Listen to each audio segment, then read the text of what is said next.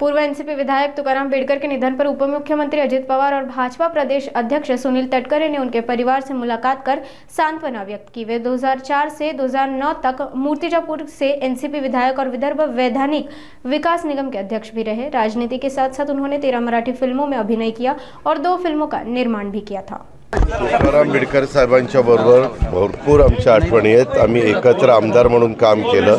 नंतरच्या काळामध्ये तो मतदारसंघ राखीव झाला, परंतु त्यांनी जनतेशी जो काही त्यांचे जिव्हाळ्याचे संबंध होते ते कधीच कमी पडू दिले नाही।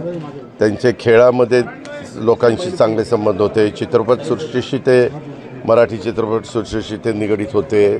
ते सामाजिक क्षेत्रामध्ये निगडित होते। शिक्षण संस्था कशा चांगल्या चालतील ह्याबद्दल त्यांचा कटाक्ष आणि प्रयत्न असायचा।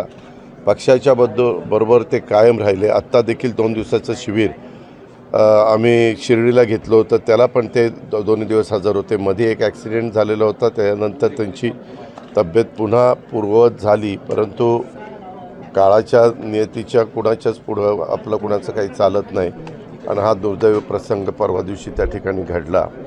मी आमचे तटकरे साहेब आम्ही सगळेजण त्यांच्या कुटुंबियांना भेटायला आलेलो होतो। त्यांचा मुलगा आज शिकतोय पुण्यामध्ये। त्याला म्हणलं की तुझं ह्याचं वकिलीचं शिक्षण तू लॉचं पूर्ण कर आणि बाकीच्या बाबतीमध्ये देखील त्यांच्या काही घरच्यांनी इच्छा प्रदर्शित केल्या, इच्छा व्यक्त केल्या, त्या पण इच्छा कशा आम्हाला पूर्ण करता येतील आणि आमचे पूर्वी पण त्यांचे जिव्हाळ्याशी संबंध होते, घरोबाचे संबंध होते, तसे पुढेही राहतील अशा पद्धतीनं आम्ही त्यांना कुठल्याही परिस्थितीमध्ये त्या परिवाराला एकटं पडू देणार नाही याबद्दलचे विश्वास आम्ही दिलेला आहे आणि आम्ही सगळेजण ह्या घडलेल्या ह्याच्यामध्ये त्यांच्या दुःखात सहभागी आहोत। मी या निमित्तानं स्वर्गीय बेड़कर साहेबांना भावपूर्ण श्रद्धांजली अर्पण करतो।